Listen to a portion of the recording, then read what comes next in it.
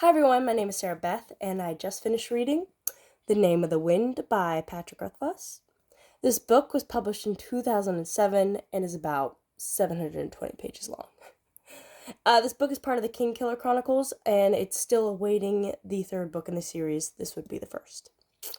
So, I enjoyed this book. It's definitely a fantasy novel, so if you are not looking to read a book in that realm, I totally understand. Though I will say this, even though it's marketed as high fantasy, the magic element is very analytical and has a very interesting system that's mostly based on the percentage that one piece of material has to another and how can you affect that. So there's still technically magic work and spells, but it's as realistic as you can get, but not on the lines of Game of Thrones. Um, what I will say about this book is it centers around our main protagonist, Koth. Please forgive me if I mispronounce his name.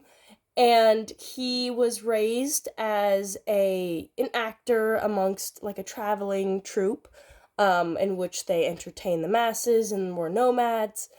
And a lot of misfortune befalls this young man, and it does mostly take place at a university, which has been described as Harry Potter-esque, but I don't really I do see the similarities, as I have read all the Harry Potter books before, but I do think that it shouldn't be marketed closely because um there is just such a big difference between Harry and Koth. For one reason, Koth is he's very destitute, but and I'll get to my problem with this. He doesn't really have any support from his friends. He has support from nobody, quite frankly. And the way that they're kind of our houses, but I would say that the way that the university is written is more along the lines of a university. There is the Arcanum, which is what you move up to after you start out. So it's almost as you go from freshman to sophomore to junior to senior, as opposed to the years that you see in Harry Potter 1 through 7, where it's age based, and obviously they're children, they're not adults going to university.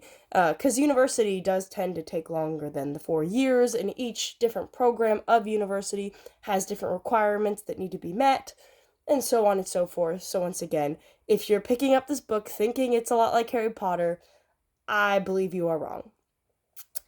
And that comes to my problems with this novel is the fact that the author introduces a great many characters, and there are some that are well defined and have a personality. And I think that because there's so many characters, there's a lot that just blend in the background. It's hard to know them by name. For instance, Coast's best friends at university, Will and Simon, they have no personality at all. They're just kind of there in the background. Sometimes they serve as just a monologue dump, exposition dump, I should say, and they're not integral to the story. They never help out Koth, and the one action that they perform to interfere with Koth's life is stupid, and it does not make sense to me because uh Koth obviously has no money, he's destitute, he doesn't have anyone supporting him for the university, and they decide instead of telling a teacher, hey, he cannot take on this many classes, they decide to tell a maester, a professor of sorts, that he should stop going to work, which is his only form of income, and they know for a fact that he's wearing raggedy clothes and only owns 2 shirts, and, is probably a more hollow person than the rest of them. Just he's probably emaciated. Um, yeah, no, they say take away his job. That's what you need. Even though he struggles every month, and it's very apparent. Even though he won't talk about his money problems, I do believe that an 18-year-old, 17 to 18-year-old or more adult, they would understand that he needs the money. So I had a problem with that. Also, just other things that Koth performs at the university make no sense to me. For instance, he spent a great deal of his teenage years, 3 years of his life, living on the streets as basically like a gutter child, learning how to pick locks, to steal, to beg. And he comes to university, and as soon as he comes upon money, he starts wasting it left and right.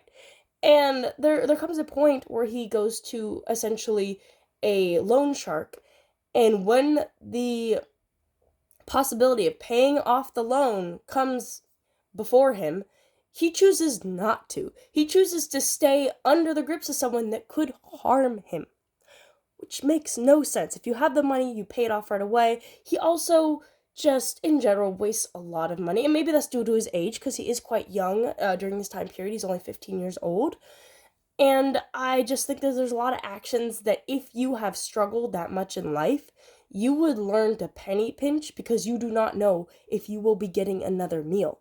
There's also this Deus ex machina feel every single term, because most of this book takes place obviously at the university. Every single term he's like, oh, I don't know if I'm going to have enough money for tuition. I don't know how I'm going to pay off my debt. And every single time, something comes to his rescue to save him. And to me, it felt lazy because I kept reading the same words over and over and over. And I was thinking to myself, so you waste money, you make the same complaints, and then somehow you're always bailed out?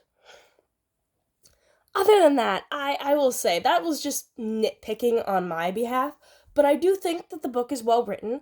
I think as fantasy goes, it actually reads quite fast. I finished it in a matter of 5 days, I believe.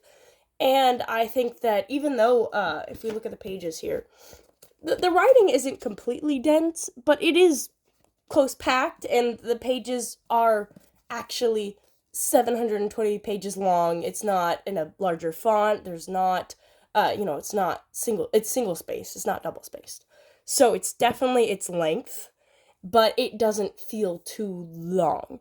There's just parts where I wish you think to yourself, you have all this span of pages to describe these things, and yet you don't. And you fill it up with these filler characters who have really no substance to them. And that's the problem that I had, is just some of the characters were not strong. But plot in itself, I enjoyed. There was a really good fake out for me. Because Koth does end up working in, it's called the fishery, but it's almost like workshop for university, which also had a problem with that. Why would you go to university for woodshop? But it's a magical world. I will suspend my belief. And but obviously he's supposed to learn under this crazed hermit, and he goes and the hermit says, I will teach you if you jump off this roof. He jumps off the roof, and the hermit teacher says, I'm not going to teach you. You're crazy. I wouldn't even trust you with a fork. And I thought that was hilarious. I loved how it didn't fix that. A lot of things in this world that once broken stay broken. I think that this is an enjoyable book, but I personally was looking for a higher fantasy. If you've read the Throne of Glass series, I have not read ACOTAR, but I have read Throne of Glass. I was actually in the mood for something more along those lines with a more unrealistic magical system. But this is still quite enjoyable. I think that if you love the Game of Thrones novels, which I've only read the first one, I think that you will also enjoy this because it's very much more realistic, trying to basically subvert the tropes of the genre. And so, thanks for watching, and I hope you have a good one.